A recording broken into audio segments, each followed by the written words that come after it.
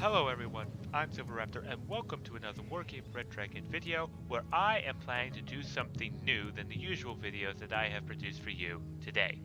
So, I've watched a bunch of other YouTubers, Boltsauce, Firestarter, Raptor whenever he does it, and of course, did I say Saucy? Yes, of course I said Saucy.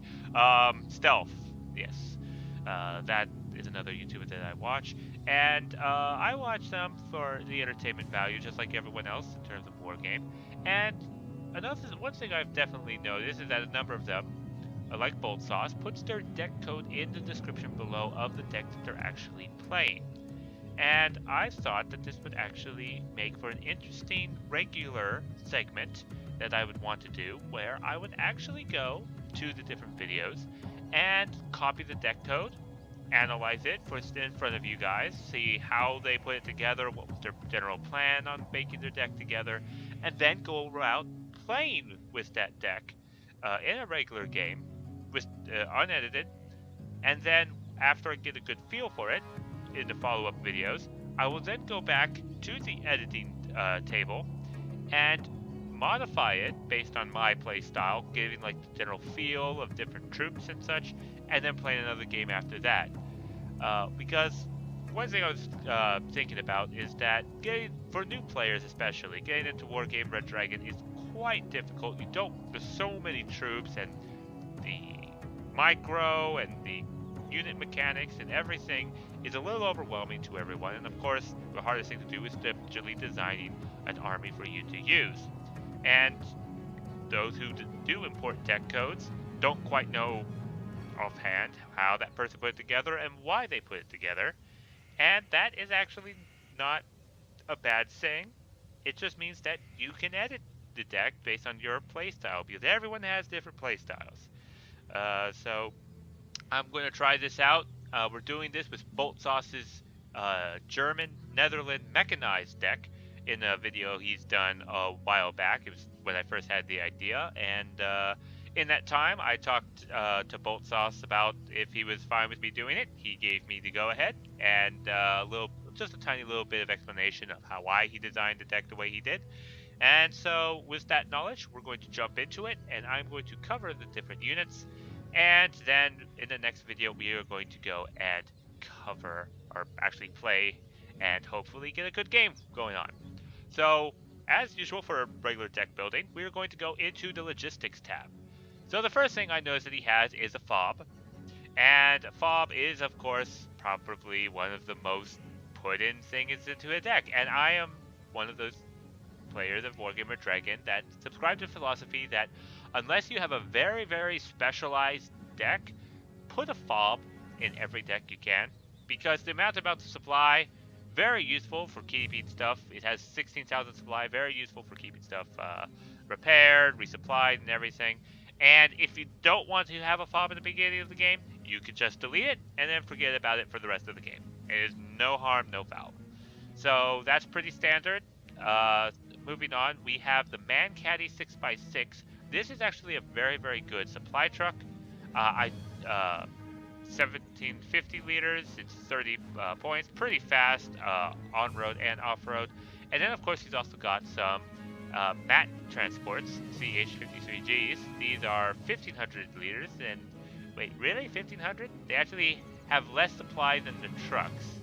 So that's interesting. There's a little bit of changing since I last really looked at these units, but it can fly. I like to use these as kind of like mini fobs, but with this a little less supply, I'm going to be a little less enthusiastic about them. But moving on, he does have this M577G, or as I call it, the little APC with the air conditioning unit here in the front. So he's not doing any infantry or anything. He's just going to go with a plain old standard APC for this kind of deck. And given that this is a mechanized deck, I'm going to assume that this is, based on just the APC alone, that this is more of a forest deck. Because one thing is mechanized, you don't want to generally play them out in the open very much due to the fact that they will be picked off by aircraft little less important, but the most important thing is that the enemy can bring in heavy tanks, and heavy tanks just really excel in wide open areas. But yeah, so towns might be a little more difficulty with this deck in terms of actually capturing it, but there are a lot of sectors that have low forests with these APCs, so this is definitely a pretty good one, especially since it's got 2 front and 2 side armor and is amphibious, so it's a pretty good logistics, and I've spent too much time on this transfer, so let's go into the infantry. Now, the infantry, he's got a wide variety. Off the bat, I see he's got Fallschirmjäger 90s, in the transport helicopters. Now, I'm not a big fan of this combination, mainly because of the fact that the Fallschirmjägers are an elite trained infantry, and this transport doesn't have a gun on it. I know it's something really petty of not liking, but I really like it when something has a gun on it, especially paired with elite troops, because then that machine gun is just that much more accurate. But this is still a pretty good helicopter to do fast insertions. Another drawback with this helicopter is the fact that it's very big in size, so it's one of the slowest helicopters to actually land and drop off the troops. The good news is that it has 10 strength, so it could survive a hit. As long as it doesn't get stunned, it could probably drop out the troops. And now that I think about it, the fact that it should be elite trained when it's dropped off might actually do it some good, and recover from a stun faster and probably get the troops out. But we can always figure that out when we play it. And he's also got some regular Fallschirmjägers, which is kind of interesting. The difference is 5 points, as you can see. They do have less range and less accuracy. It's still a pretty nice gun, kind of basically a Uzi compared to this other assault rifle gun that they have. They do have less AP power for a little, but for just 5 points less, this is still not that bad of a troop. And one of the most important things is that the Fallschirmjägers are a good assault troop, storming position, because basically you just keep them running forward because their stabilizer is the same as their accuracy. So they're just as good on the move as they are standing still, with the exception of the light machine gun. But yeah, so those are the start in the helicopters, because that's the only transport they can come in.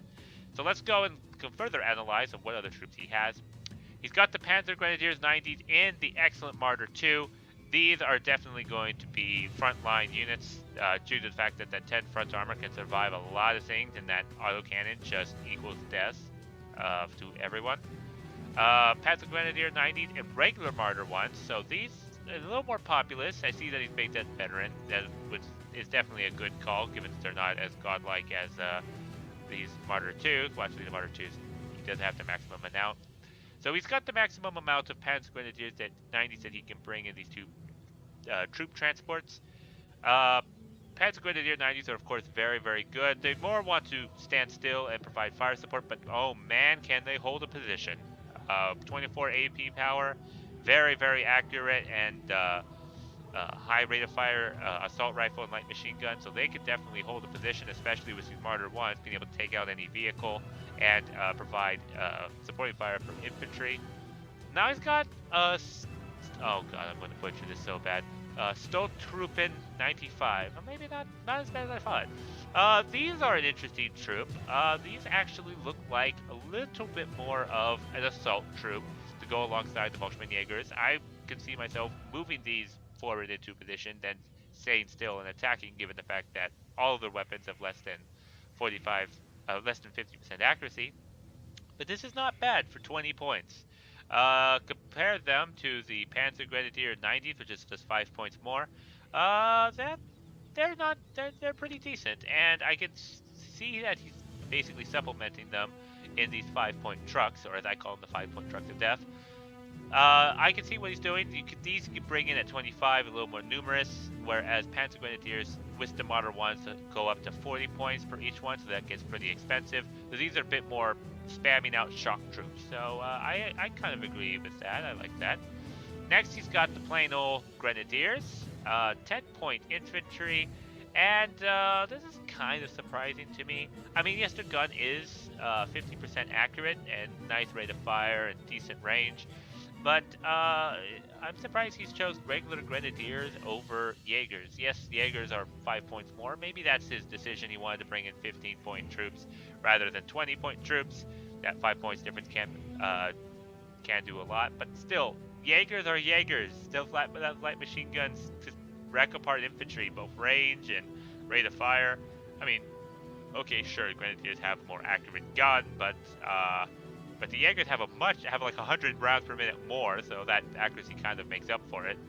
But he made a decision for Grenadiers, so this is the first time going through. I'll see if how much I like these Grenadiers, and we shall see going on. Now this is an interesting one. He's got the Genies, the Napalm infantry. I don't normally use Napalm infantry except for like a few certain factions. But Napalm's certainly definitely good. They also can be kind of an assault troop with the Uzi just running forward uh, with the same stabilizer. But they really, really want to get into a building, hunker down, and stay standing, and then just fire the Napalm into it constantly. So these will definitely be interesting to try out. Now it's got the Fliegerfaust 2s with those Stinger missiles. Definitely an excellent choice with 70% accuracy. These will keep those pesky helicopters down. And some Milan 2s. That's definitely interesting. I'm a little iffy on the Milan 2s normally, given the fact that they have a 45% accuracy, but they are coming in at hardened. That's 60% extra accuracy, so it's above the 50% range. That should be pretty decent in just taking out vehicles, but the 2450 range is a little bit of a letdown, but not a whole lot. It just means that they can only get one shot off before they're in range of a tank normally. But yeah, that's the infantry. Lots of infantry, as you can assume. This is a mechanized deck. This is the main focus. They're basically infantry in all these tracked vehicles, except for the Bolshevik Jaegers, who actually have the ability to fly. So, support. He obviously has a lot of support. Now, he first put in these iHawk HEOSs. I do agree with these. These are a nice anti-air vehicle with the no radar capability. So, see, not a problem. The downside is the accuracy kind of lets it down for an aircraft vehicle because those ECMs can really reduce this accuracy pretty much. So you're going to have to spam these. We're going to have to spam these missiles out a lot. He does have Roland's 3s, which is an interesting use. These are radar. They do pretty good against both helicopters and airplanes. Decentish range against airplanes and a lot more accurate. The downside is that you can only fire 2 missiles before it takes a long while to reload. And you have to, of course, micromanage it on and off. But this is definitely probably making up for the EOSs. And then he's just got regular Flak Panther ones. And that's another interesting point. Is there any difference? No, there's no difference between the Flak Panther Gepard and the Cheetah. So you can basically take whichever one looks cooler. Chaos on the side of the Netherlands one, and the Germans are just a boring German insignia. So whichever one you would like, that's just fine. These are radar, so you're going to have to micro them on and off, but they are good at taking out helicopters. And then finally, we've got some mortars. These are definitely good for support. That smoke is going to be hella useful to be able to screen off enemy tanks or any other kind of attack from a side if you try to assault a town or trying to leave your forested area to begin an assault. And then this is interesting, he's got some actual artillery pieces, regular artillery pieces in here. These also could be interesting. I'm assuming, theorizing that we are assaulting a village here. These have a pretty decent dispersion, so it would be hard for an enemy to building hop, as I call it, where you have your buildings jump from building to building to avoid mortar fire, given the small dispersion. But with this wider dispersion, even though it's less accurate, the wide dispersion still serves the role. Whereas if if you don't know exactly where an enemy troop is, but you know that they're hidden in some kind of location, dropping shells randomly in that area will fluster the enemy a bit and probably flush them out, if not kill them outright if they just stand there and take random artillery shells down on top. Now moving on to the tanks. He's got, of course, those excellent KP-70 Kylers. The interesting fact, these are also the MBT-70, and I don't believe they actually made it into actual production. They were just a prototyped experiment, which was canceled from going over budget. But they're still a pretty good tank. Too bad they never actually made it into production.